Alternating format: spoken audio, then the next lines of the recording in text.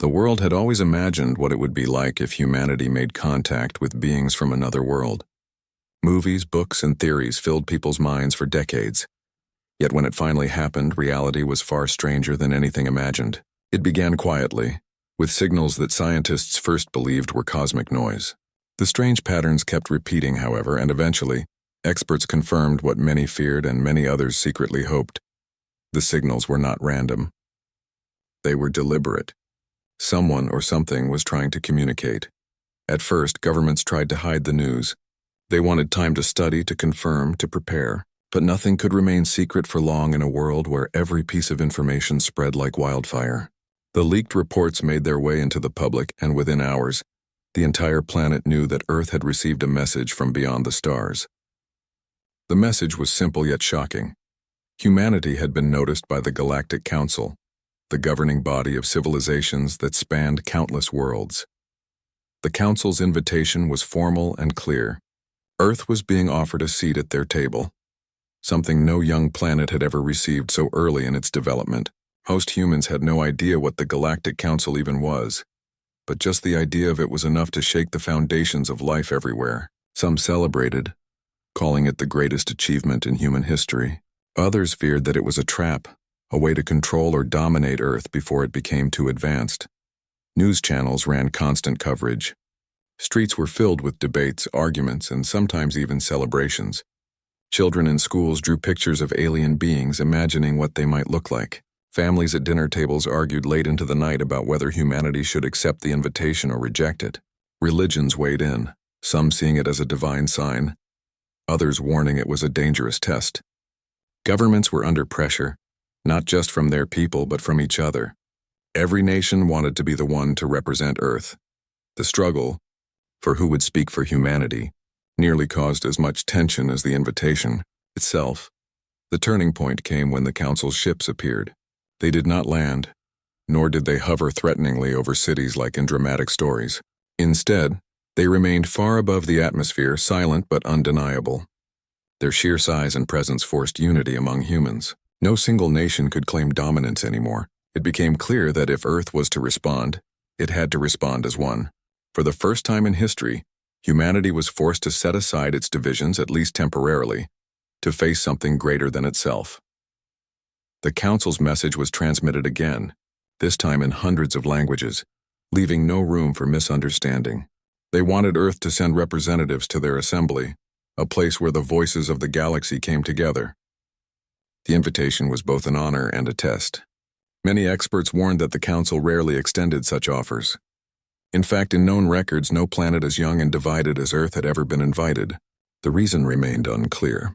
Some speculated it was because humanity had advanced so quickly in a short time, mastering technology and reaching space within just a few centuries.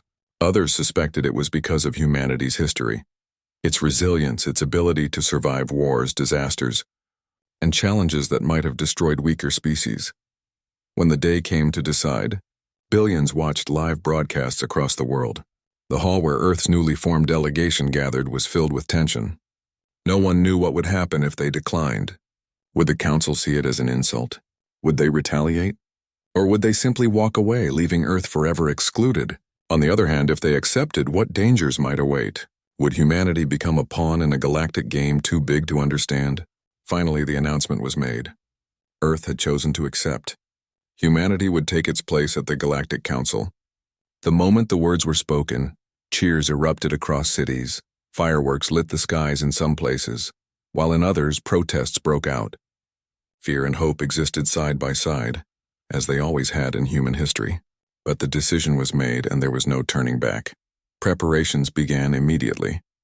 The delegation chosen to represent Earth trained day and night. They studied alien customs, diplomatic protocols, and communication methods. Scientists worked to design ships capable of carrying the representatives safely, while engineers adapted technology provided by the Council itself. For the first time, humans were working with alien knowledge, blueprints and devices that far surpassed anything on Earth. The sense of wonder was overwhelming, but so was the fear. Every discovery reminded them how far behind they truly were. The day of departure arrived faster than anyone expected. Billions watched as the sleek ship, unlike anything Earth had ever built, rose into the sky. It was powered by both human ingenuity and alien guidance. The delegation on board represented not one nation but humanity as a whole. They carried with them the weight of billions of lives, billions of voices, and billions of dreams. The journey itself was brief. Council technology folded space in ways humans had only theorized about. Within moments, Earth's representatives found themselves in a place that defied imagination. The council chamber was not like anything described in human fiction. It was vast, stretching beyond sight, with representatives of countless civilizations gathered together. Some beings were tall and luminous, others small and shadowy. Some looked vaguely familiar, almost human-like, while others were so alien that no comparison could capture them. The sheer diversity of life was staggering, and yet they were all silent as Earth's delegation entered. Every eye, every sense focused on the newcomers. For a long moment there was nothing but silence. The humans felt the weight of judgment. They were the youngest, the least advanced, and the most untested of all. And yet, here they stood, invited into the heart of the galaxy's greatest council. One representative stepped forward, their voice steady though their heart pounded. They greeted the assembly not with submission, but with respect. They introduced humanity not as a lesser species, but as equals willing to listen, learn, and contribute. That first introduction was met with whispers, strange sounds, and unreadable expressions. Some species looked curious, others disapproving, and a few even seemed amused. It was clear that Earth's arrival was controversial. The council had extended the invitation, but not everyone agreed with it. Already humans could sense that they were stepping into a place filled with politics, rivalries, and hidden motives. Still, the moment was historic. For the first time, Earth had crossed the boundary between being an isolated world and being part of something far greater. Humanity had entered the stage of the universe, and nothing would ever be the same. Back on Earth, people watched the transmissions, their eyes filled with tears, pride, or fear. They knew history was being written before them. The invitation that began as a simple message had changed everything. Humanity, once divided, now faced a future united by a single truth. They were no longer alone. The galaxy had noticed them, and the galaxy was watching closely. What happened next would define not just the fate of Earth, but possibly the balance of power across the stars. And somewhere, beyond the official smiles and the carefully chosen words, a quiet truth lingered. Earth's acceptance into the Council was not just an honor. It was a warning. The universe had seen humanity's potential, and for reasons still hidden it had chosen to bring them in. The question was not whether Earth was ready. The real question was whether the galaxy was ready for Earth. When Earth's representatives stepped into the chamber of the Galactic Council for the first time, it was as if they had walked into another reality. The vast space seemed endless, a place built not for comfort but to display power and unity. The ceiling glowed with a light that had no clear source, and the walls shimmered with shifting colors, almost alive. Across the chamber, beings from hundreds of worlds sat in their places, watching silently as the humans entered. The silence was not warm. It was heavy, filled with judgment and calculation. Many species had lived for thousands of years under the Council's order. They had seen civilizations rise and fall. They had seen planets destroyed and alliances tested. But never before had they seen a species as young as Earth being welcomed here. The human delegation walked carefully, trying to hide their awe. They had trained for this moment, but nothing could have prepared them for the sight of so many alien forms gathered together. Some were tall and crystalline, their bodies refracting the light like prisms. Others were fluid, shifting and flowing as though they were made of water. Some looked insect-like, with many eyes that followed every step the humans took. A few even looked surprisingly similar to people back on Earth, though their movements and expressions carried an unsettling sharpness. Whispers and murmurs spread through the chamber in languages the humans could not understand. Their translators, small devices given by the Council, hummed quietly, trying to catch up. The words came through distorted but clear enough to know the tone. Curiosity, doubt, and in many cases disapproval. One of the older representatives, a being whose body glowed faintly like molten metal, finally spoke. Earth, a world barely stepping into the stars. Why do you stand here? The question was not meant to be answered, not really. It was a challenge, a reminder to everyone that humanity did not belong. But the human delegate did answer. Their voice was steady, though the weight of the moment pressed heavily. "We are here because the Council invited us. We come not as conquerors or as servants, but as equals ready to learn and ready to share." The chamber grew restless. Some laughed, others hissed, and some simply stared in silence. For many, the idea of equality with a young species was absurd. The Council had always been a hierarchy. Older, more advanced civilizations held the power.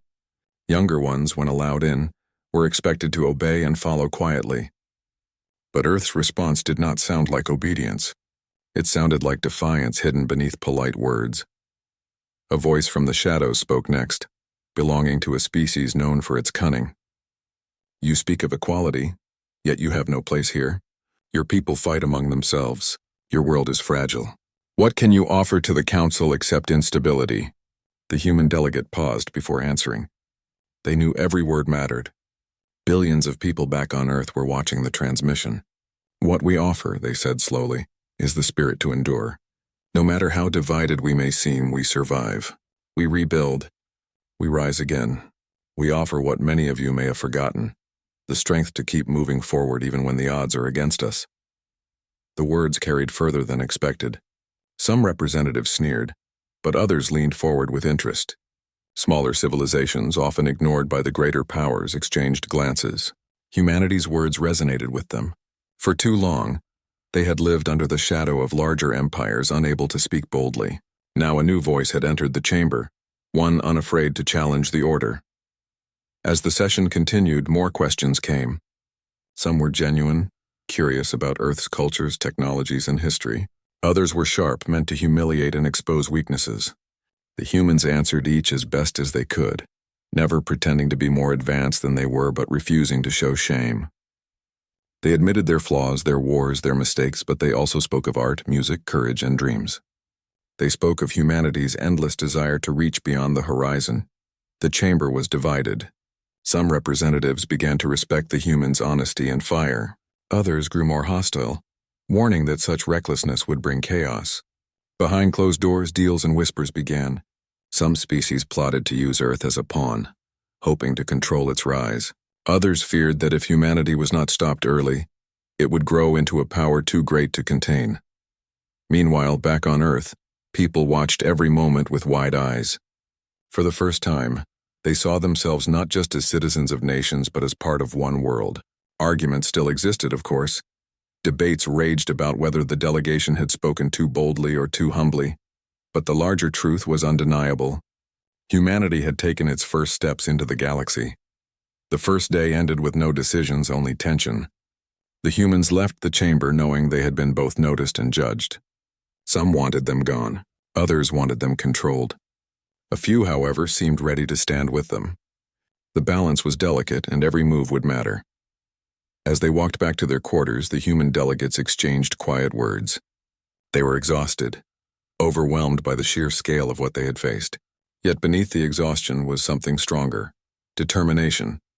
They had seen the Council. They had felt its weight, and they understood now why Earth had been invited. It wasn't kindness. It wasn't generosity. It was something else. The Council feared them, not in the sense of immediate danger, for Earth had no fleets, no massive weapons, no ancient wisdom. But they feared what humanity could become.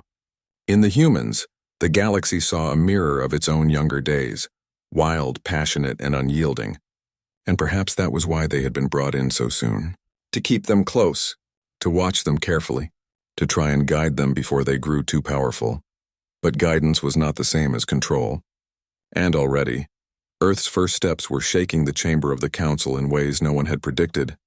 The galaxy had seen new members join before. But none had entered like this. None had walked in with their heads held high, refusing to bow. The humans might have been young, but they carried with them something ancient, the stubborn fire of survival. And so as the stars shone outside the Council's great chamber, the universe shifted. Quietly, subtly, but undeniably, things were changing. The first steps had been taken, and nothing would ever be the same again.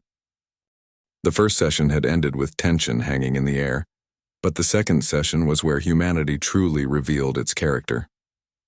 The Council had expected Earth's representatives to remain quiet after their first introduction. New members usually behaved carefully, often spending years in silence before daring to speak too much. That was the tradition. That was the unspoken rule. But humanity was never known for following rules that were made to keep them small. When the council gathered again, the humans walked in with a different energy. They had studied, they had listened, but more importantly, they had decided they would not act like lesser beings waiting for permission to exist. They knew that every word spoken here would be remembered for generations, not just on Earth, but across the galaxy. And so, when discussions began, they raised their voices sooner than anyone expected. The topic on the floor was trade routes between older empires and smaller civilizations.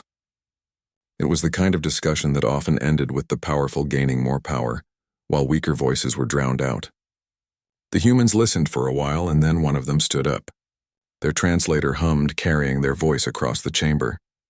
"You speak of fairness," the human said, "but we hear no fairness in your words. We hear demands, we hear conditions." The smaller ignored, the weaker pushed aside. If this council truly stands for unity, then every voice must count the same. The chamber froze. Beings that had lived for thousands of years turned their eyes toward the human delegate. Such words had been spoken before, but never by a newcomer, and never with such sharpness. One of the great empires responded with amusement. "You are young. You do not understand how balance works. The strong carry the burden of keeping order. The small survive because of our protection. That is fairness," but the human delegate did not step back. Their voice rose again, calm but firm. "Protection without respect is not fairness. That is control, and we did not come here to be controlled." A ripple went through the chamber. Smaller civilizations stirred, some daring to nod in agreement, others whispering in their own languages. The larger empires, however, bristled with anger. They had not expected defiance from a world that had barely begun to send ships into deep space. The debate grew heated. The council chamber, normally a place of cold formality, came alive with arguments. Representatives accused humans of arrogance, of ignorance, of stepping into matters they could not possibly understand. But each accusation was met with calm replies. The humans never shouted, never insulted, but every word they spoke carried weight. They acknowledged their youth, their lack of power, but they refused to accept silence. "We are not here to obey," one of them said. "We are here to be part of something greater. But if being part means bowing without question, then perhaps we should not be here at all." That statement sent shockwaves through the chamber. For thousands of years, no species had dared suggest walking away from the council. Membership was seen as the greatest privilege. To reject it or even threaten to was almost unthinkable. But in that moment, humanity showed that it valued dignity more than status, and that made the galaxy uneasy. The session ended with no resolution.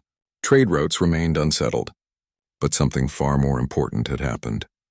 Earth had shown its way of negotiation, and it was unlike anything the Council had seen before. It was bold, it was unafraid, and it did not bow to ancient traditions. Back on Earth, the broadcasts of the session spread like wildfire. People who had feared humanity would be humiliated in the Council were stunned. Ordinary citizens sat in front of their screens, watching their representatives stand tall in a chamber filled with beings older and stronger than them. Pride swelled. For once the people of Earth felt united not by fear but by courage. Of course, not everyone approved. Some leaders worried the delegation was being reckless, risking Earth's safety by provoking powers that could crush the planet without effort.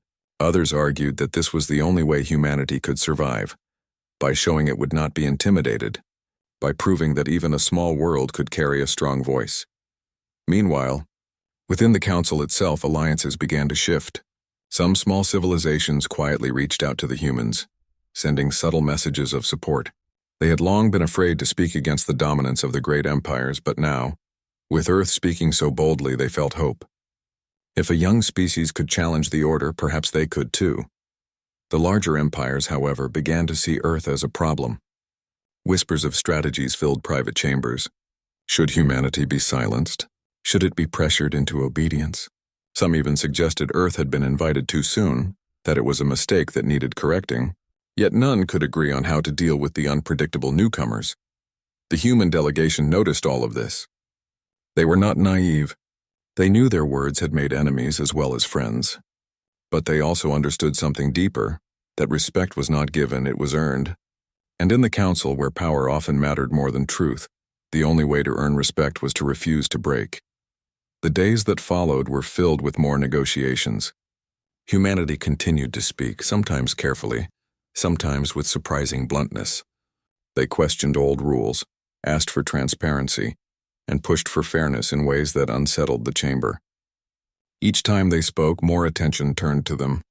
And each time, the galaxy was reminded that Earth was not here to remain small. There were moments of tension, moments when the chamber grew so hostile that it seemed a fight might break out. But the humans never flinched. They carried with them the weight of their world, the struggles of generations who had fought against impossible odds, and the memory of a history filled with survival. They had faced hunger, disease, wars, and disasters, and yet humanity always rose again. Compared to that, the disapproval of alien empires was just another test. By the end of their first cycle within the Council, Earth had earned something no one expected. Not dominance, not control, but recognition. The galaxy had learned a truth it could not ignore. Humanity would not play by the rules written for it. It would speak its own way, demand its own space, and refuse to bend to fear. And in the shadows of the chamber, among whispers of admiration and hatred alike, the seeds of something larger were being planted. Smaller civilizations began to look at Earth as a possible ally. Larger empires began to watch humanity more closely, wondering how long before this young world would grow into something too powerful to stop. The Council had invited Earth to join, hoping to guide and contain it. Instead, they had unleashed a spirit that would not be contained. For the first time in centuries, the chamber of the Council felt uncertain. The balance of power had shifted just a little, but enough to be felt. The humans had shown their way of negotiation, and it was not the way of silence or obedience. It was the way of boldness, of stubborn courage, of voices that refused to be silenced. And as they left the chamber that day, every representative in the galaxy understood something new.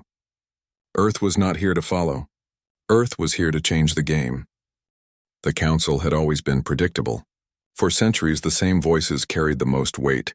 The same empires set the rules, and the same smaller civilizations obeyed in silence. Balance was carefully maintained, and though disagreements happened, nothing truly changed.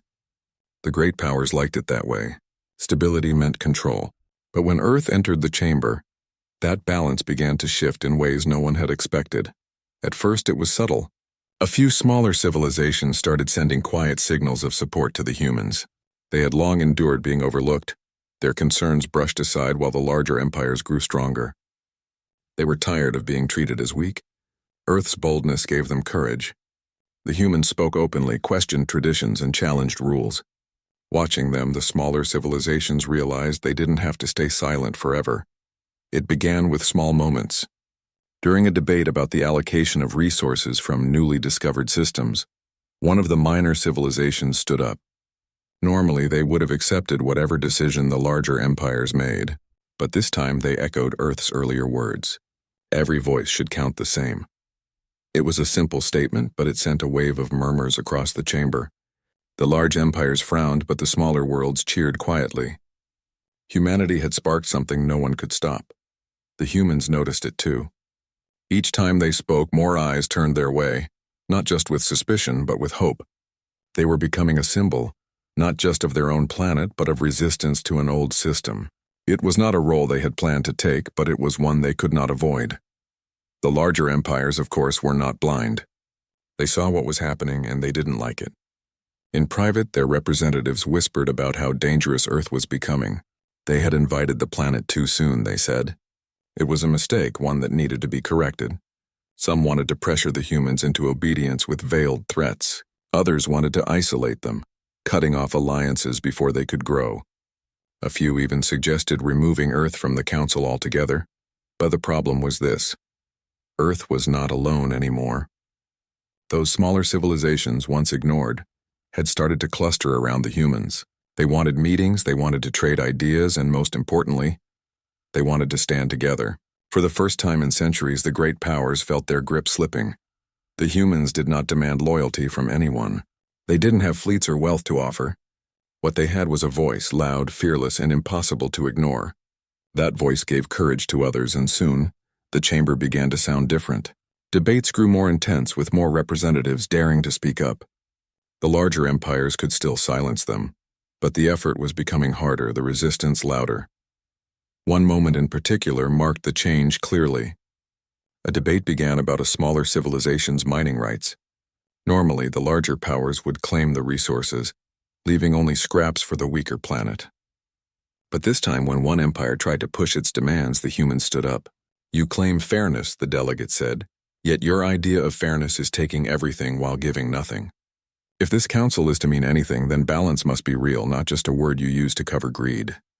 The chamber erupted. Some shouted in agreement, others in anger. But then something unexpected happened. A smaller civilization stood up and said, "We agree with Earth."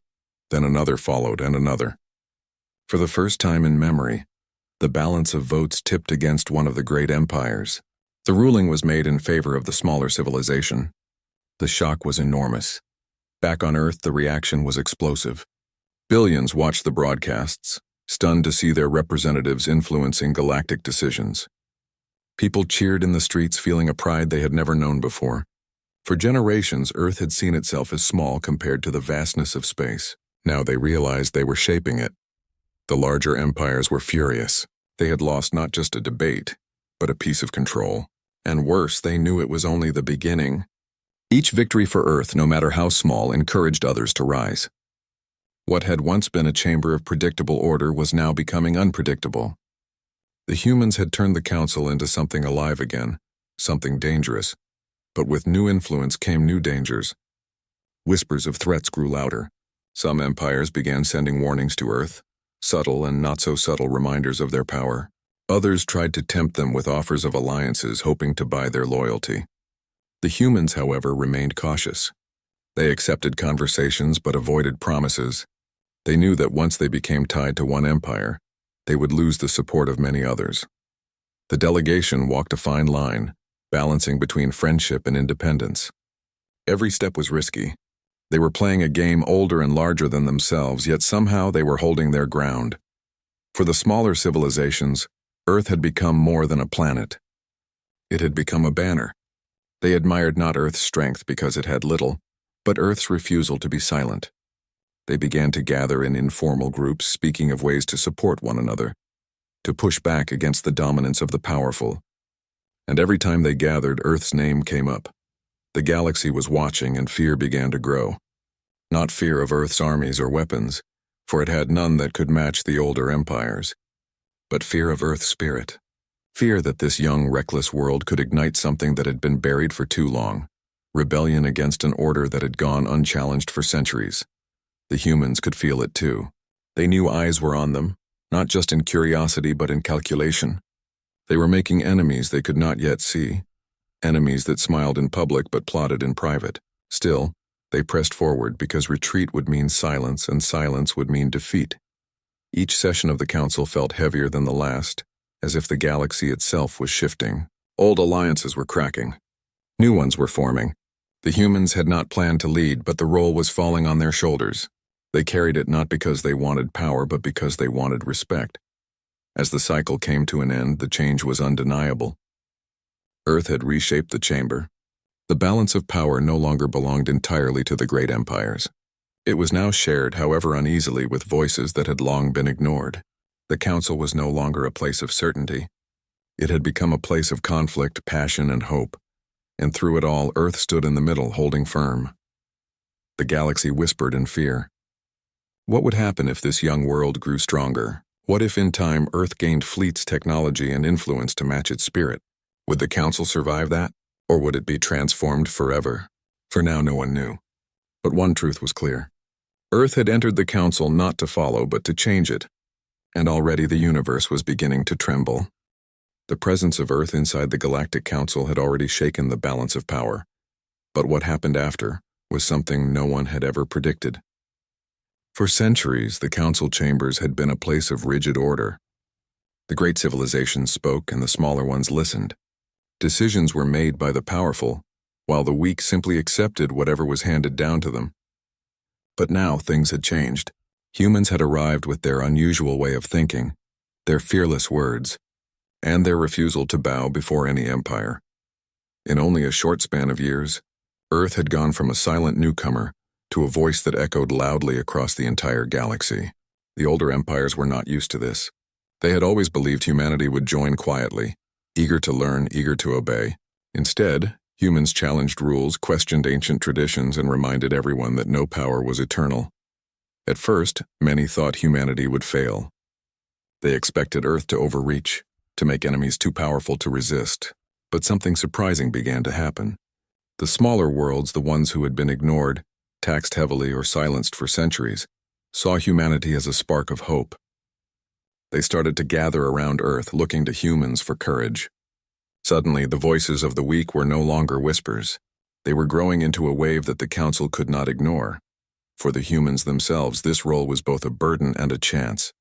They knew the galaxy was not their battlefield, yet they also understood that silence would mean submission. So when the time came, humanity stood up not just for themselves but for the unheard.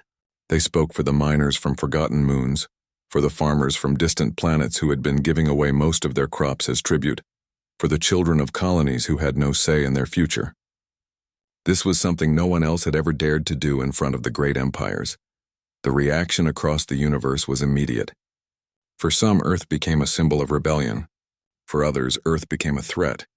Messages spread across the stars, some cheering humanity as liberators, others warning that humans were reckless troublemakers who would drag the entire council into chaos. In truth, both views carried some truth.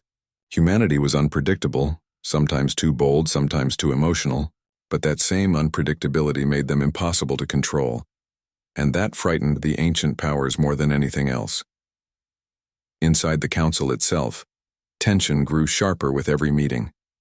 When humans stood up to argue for fairness, they were often met with laughter or anger from the great civilizations. Yet behind those reactions there was also hesitation. No one truly knew how far humanity was willing to go. Would they fight? Would they rebel? Would they try to build their own alliance outside of the council? The uncertainty itself was powerful. The most shocking moment came when a proposal was put forward by one of the oldest empires. It demanded that smaller worlds must continue to pay tribute and resources to the larger powers for protection. For centuries, no one had ever dared to challenge such a rule. But this time, a human representative stood up and calmly said, "If protection requires chains, then it is not protection. It is slavery." The chamber fell into silence. For the first time, someone had spoken a word that no one dared to use out loud. From that day, nothing was the same. The smaller worlds no longer looked down when walking into the chamber. They started to believe change was possible. The larger powers, meanwhile, began to plot in secret. Some wanted to crush Earth before its influence grew too strong. Others argued it was better to keep humans close, to control them through alliances and agreements. Either way, fear had replaced confidence. Back on Earth, people followed the news with a mixture of pride and anxiety. They were proud that their representatives were standing tall among the stars. But they also knew that making enemies on a galactic scale was dangerous. Yet humans had always lived with danger. War struggles and survival had shaped them for centuries. Perhaps it was that history of hardship that made them so difficult to intimidate. As time passed, the universe began to shift around humanity's presence. Trade routes changed, old empires started losing their grip on colonies. Small alliances formed between worlds that once had no voice, and in the middle of all this stood Earth. A planet once dismissed as young and unimportant, now treated as if it carried the weight of destiny. The council chambers became a stage where the future of the galaxy played out. Every time humans spoke, the audience grew larger. Some tuned in to watch with admiration, others with anger, but everyone listened. And in politics, being heard is the first step toward power. Humanity had achieved that and much more. Whispers spread in secret gatherings of the old rulers. They said humanity had to be contained, or else one day Earth would lead the council itself. For them, the thought of humans leading was terrifying. How could such a young and reckless species hold power greater than civilizations that had existed for millennia? But history has its own rhythm, and sometimes the youngest voice is the loudest. The truth was clear. The galaxy was no longer in balance. The old order had been shaken, and the cause was Earth. Humanity did not come to conquer, yet their spirit alone had turned fear into a new currency across the stars. The future was uncertain. Would Earth rise to become the leader of many worlds? Or would the ancient powers crush them in desperation? No one knew the answer, but the universe held its breath, waiting. What frightened the old civilizations the most was not Earth's technology, which was still behind theirs. It was not Earth's armies, which were small compared to galactic forces. It was something far deeper, the refusal of humans to be silent. That refusal had begun a movement, and once a movement starts, it cannot easily be erased. So the galaxy watched, feared, and wondered. In the farthest corners, children on small worlds began to dream not of joining the old empires, but of standing with Earth. Farmers, miners, workers, all whispered the same thought. If humans can speak, so can we. That idea was more dangerous to the old order than any weapon. And so, the story of Earth's entry into the Council ended not with peace, but with tension so sharp it could break at any moment. The universe, once calm under the rule of the Ancient, now trembled at the possibility of change. Humanity had not asked to be feared. They had not demanded to be worshipped, yet fear followed them, and whispers of leadership surrounded them. For the first time in the long history of the Galactic Council, the future was uncertain, and at the center of that uncertainty stood Earth, bold, unpredictable, unbroken, leaving the entire universe watching in silence, waiting to see what humans would do next.